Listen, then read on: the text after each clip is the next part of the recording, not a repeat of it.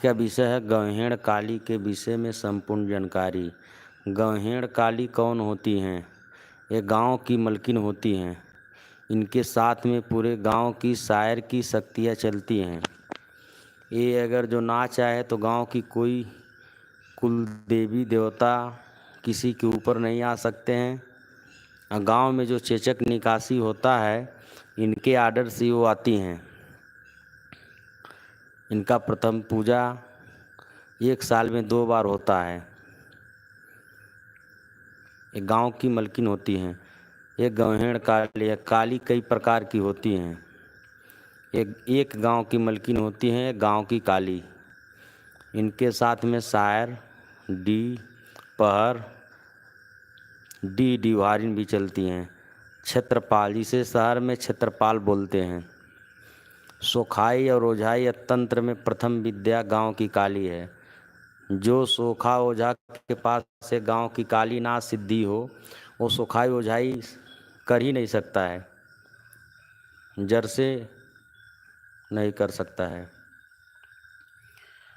किसी के घर भूत, दूसरे का घर, दूसरे घर के भूत जो भेजे जाते हैं, कर्तव्यदारी किया जाता है, इसमें ही सहारा देती हैं। ये जान लीजिए। एक गौहैण काली है। इनका एक लोटा धार, सुहारी, लपसी, छुआड़ी, इंद्रासनी कीर्तन दिया जाता है। इनके साथ में शीतला भी चलती हैं।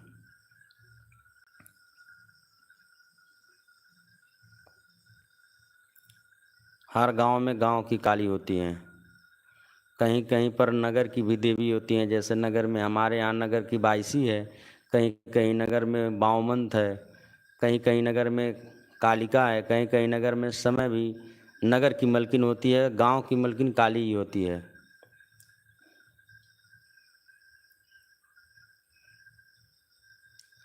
ओझाई में प्रथम विद्या है। जो सोखा ओझा तांत्रिक गुनिया होगा वो जानता होगा कि बिना काली का पत्ता नहीं डोल सकता। किसी भी गांव में कहीं भी कुछ भी भेजो, काली ना चाहे तो कोई भी देवी देवता उसके गांव के अंदर प्रवेश नहीं कर सकता है, या क्षेत्रपाल डी मरी ना चाहे तो।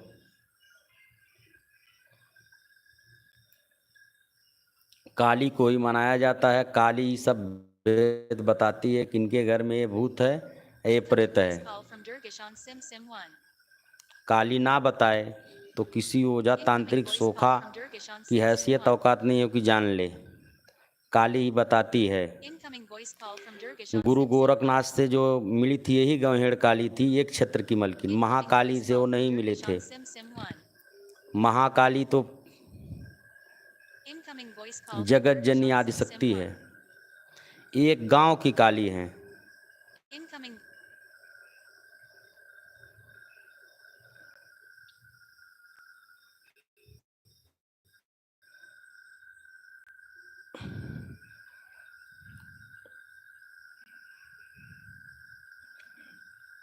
इनके साथ में समय भी चलती हैं कहीं कहीं गांव में।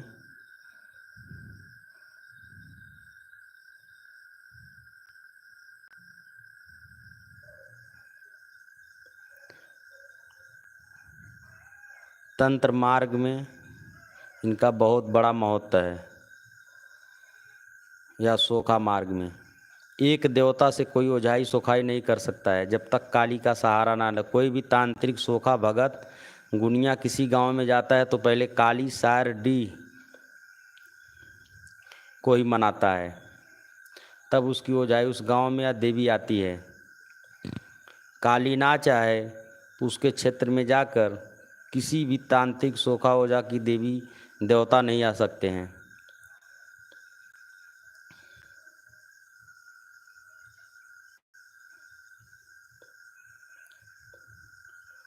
काली का मनाने का भी एक तरीका होता है।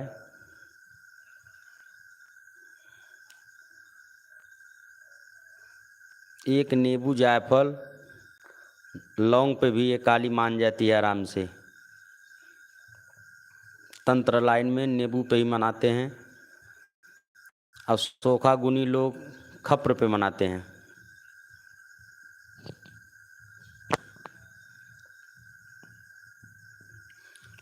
गांव का जो क्षेत्रफल होता है जिसे डी कहते हैं, उस गांव में जितना अकाल मृत्यु हुआ रहता है या थान ब्रह्म मसान खब्बी जिन्नात रहते हैं, वो डी के पास में ही रहते हैं। डी गांव का राजा होता है और क्षेत्र का मालिक होता है। गंहेड़ काली की सवारी जो हाथी होती है, और डी राजा का सवारी घोड़ा होता है। वो घोड़े पर सवार होकर पूरे क्षेत्र का रक्षा करता है। वही डी, कहीं डी बोलते हैं, कहीं डीहार बोलते हैं, कहीं क्षेत्रपाल बोलते हैं।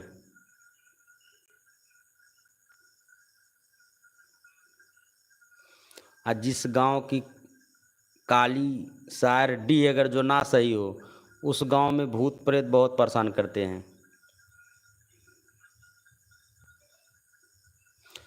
पहले के समय में 12 बरस के बाद डी बांधा जाता था। अभी इस समय डी तो नहीं कहीं बांधा जाता है, बहुत कम जगह बांधा जाता है।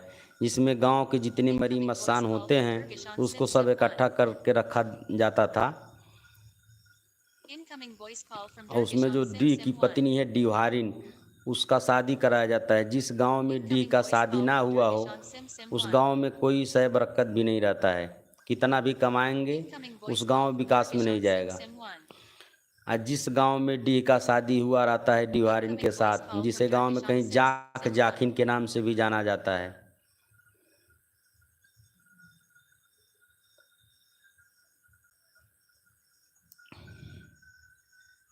वो गांव भी बहुत आगे रहता है जहाँ जाखिन रहती है। जाखिन का भी बहुत बड़ा महत्व है। इनका पूजा है। शादी जैसे शादी होता है ऐसे बैंड बाजा डोली कहार के साथ में जो है इनका शादी विवाह कराया जाता है। एक विधि विधान है गांव में। एक चुटकी मिट्टी उसमें रख देने पे जहाँ पर जाखिन बैठती है 8 लोग नहीं उठा सकते हैं। इतना बड़ा महत्व है। रात्रि के समय में एक काम होता है, जब डी का शादी किया जाता है तो बैंड बाजा के साथ में।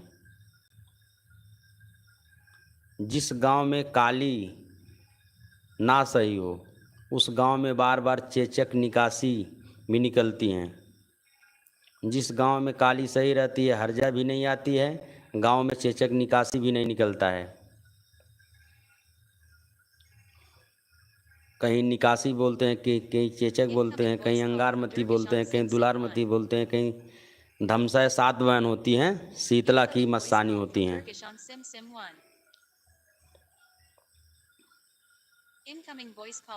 यूट्यूब पर तो लगभग कोई नहीं बताया होगा आपको कि गौहेड़ काली के विषय में।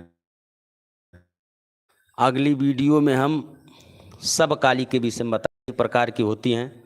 गौहेड़ काली प्रथम हो गई, महाकाली, भद्रकाली, चौरादार काली, खदराबाद काली, मदनपुर काली, बहुत 70-71 प्रकार की काली होती है। शमशान काली,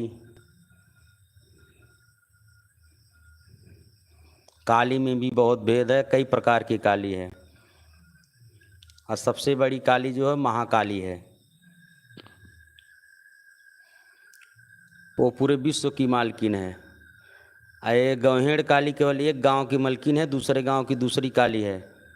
ये सिद्धों संतों ने हर गांव को एक क्षेत्र बनाकर सबका प्राण प्रतिष्ठा करके स्थापना किया हुआ है कि एक क्षेत्र की रक्षा ये काली करे, दूसरी क्षेत्र की दूसरी काली।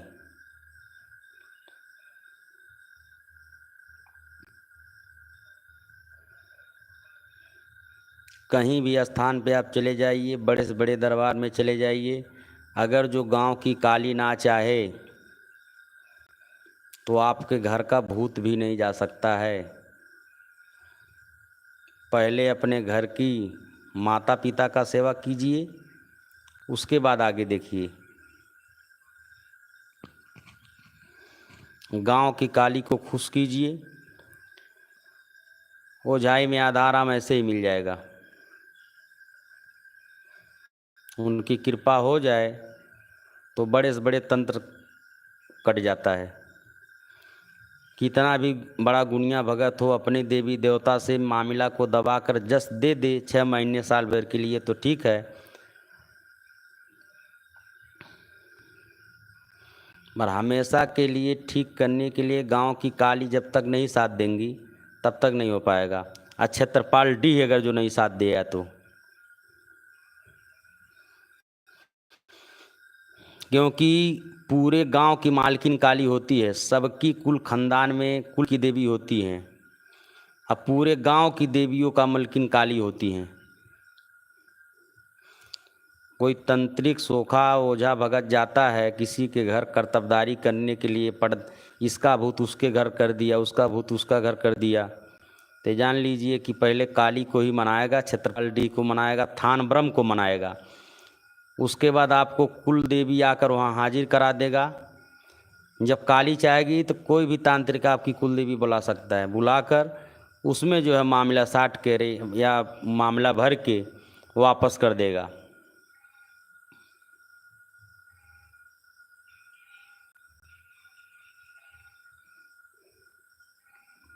तो प्रथम विद्या सोखाई ओझाई तंत्र के मार्ग में गौहेड़ काली है, क्षेत्रपाल डी होता है, और डी के नीचे थान ब्रह्म चलता है।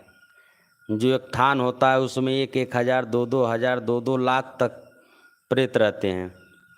पूरे शहर में कोई भी मृत्यु हुआ हो, बूढ़ के, पेड़ से गिर के, अचानक मौत, जो भी जितने भी होती हैं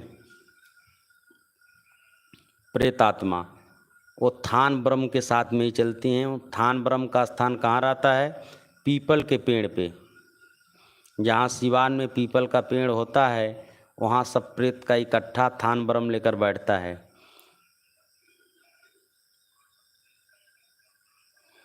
और जब तक थान ब्रह्म डी जब तक बोलेगा नहीं तब तक थान ब्रह्म एक न्याय नहीं देगा। इसमें तिरबचा दिया जाता है डी को।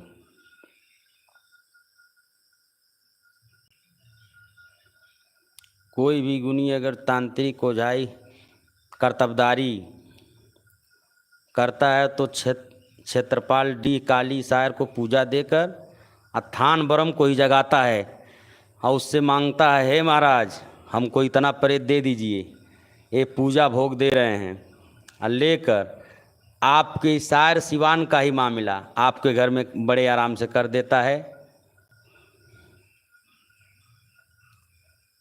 आप जीवन भर परेशान इस सोखा के पास तांत्रिक भगत बड़े बड़े दरबार में जाते थक जाते हो, ठीक नहीं होता है।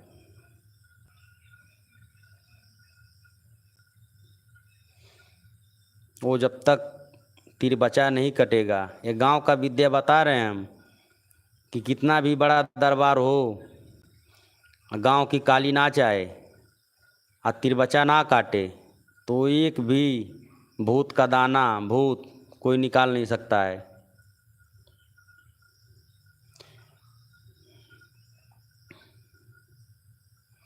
क्योंकि काली के गौहेड़ काली के आगे जो है हनुमान जी चलते हैं और पीछे भैरव चलते हैं।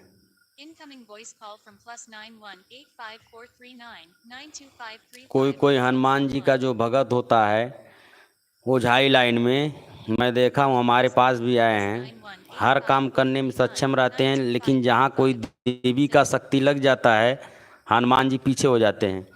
कि हनुमान जी जो हैं सब देवियों को नारियों को माँ मानते हैं। कोई भी देवी बोल देगे कि हनुमान आप पीछे चले जाओ, वो चले जाते हैं बड़े आराम से। इसीलिए हनुमान जी का भगत कहीं कहीं ऐसे तंत्र लाइन में बेचारे अटक जाते हैं।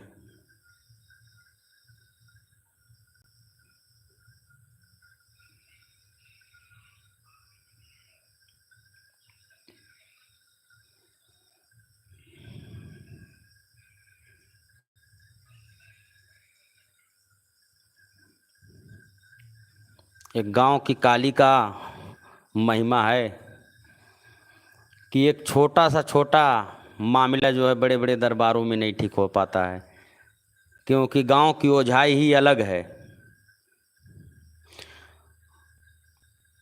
और बड़े बड़े दरबारों में मैं देखा हूँ कि वच से ही वचा काटते हैं। तिरवचा काटने का बहुत विधि होता है, कई प्रकार से तिरवचा काटा जाता है। अगर जो कोई गुनी तांत्रिक का वचा लगा दिया जाए ढंग से तो इतना आसान बात नहीं होता है कि कट जाए। और कोई किसी का देवी देवता बंधन भी कर दिया, किसके ऊपर ना आए, तो 7 पुश्त बीत जाएगी, कुल की देवी वापस नहीं आ सकती है। उसमें भी काली का ही बंधन लगाया जाता है, छत्रपाल डी का बंधन लगाया जाता है। देवी आएगी, रोएगी, कुछ बोलेगी नहीं, उसके बाद चले जाएगी। और जिसके ऊपर कुल खानदान की देवी प्रथम बार आएगी, पहले काली के स्थान पे ही वो लेकर जाएगी। यही पहचान है। गांव का बात बता रहे हैं कि उसकी कुल की देवी पलट गई। बाकी तो 99% प्रेत ही खेलते हैं। घर का ही मसान थान ब्रह्म,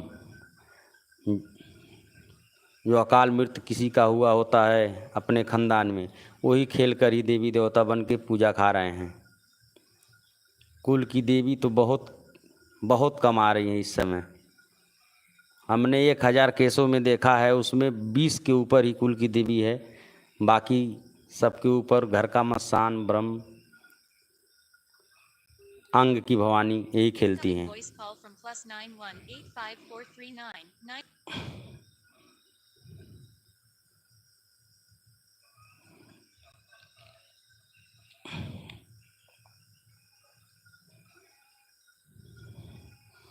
गांव में एक भाषा और है कि कोई भी आएगा तो बोलेगा जय जय, पर किसकी जय जय?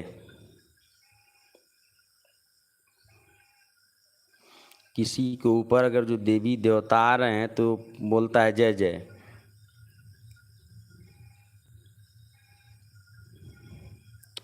फूलमती अगर जो आएगी तो बोलेगी मैहर की शारदा की जय। फूलमती 7 बहनवार आएगी तो एक फूलमती जो या 5 पीर सैयद सलार गाजी मियाँ बहराइच वाले हैं, वो शीतला की जय बोलेंगी। बहुत तरीका है। कोई कोई फूल रखता है पहचान के लिए कि ये फूल में इनका नाम रख दिया दे, तो उठा दिया तो मान गए।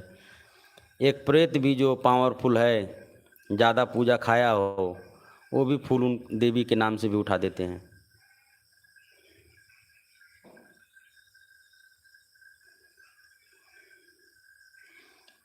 प्रथम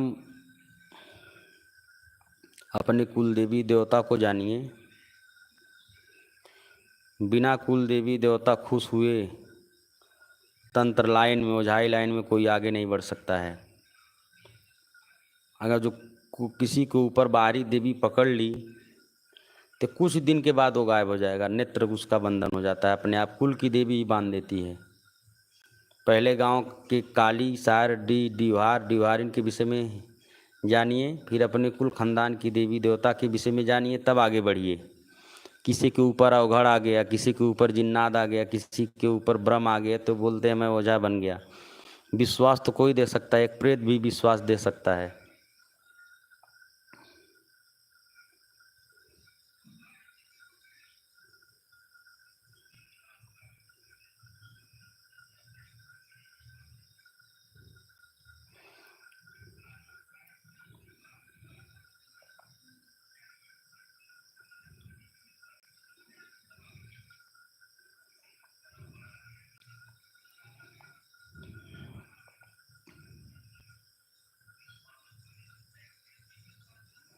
नौ बजे मैं फिर लाइव आऊँगा आज ही, माता फूलमती के विषय में संपूर्ण जानकारी बताने के लिए। फूलमती 7 बहनवार का नाम आपको नहीं पता होगा, मैं बता दूंगा।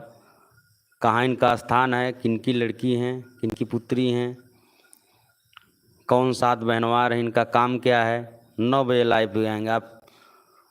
आज के लिए जय श्री राम।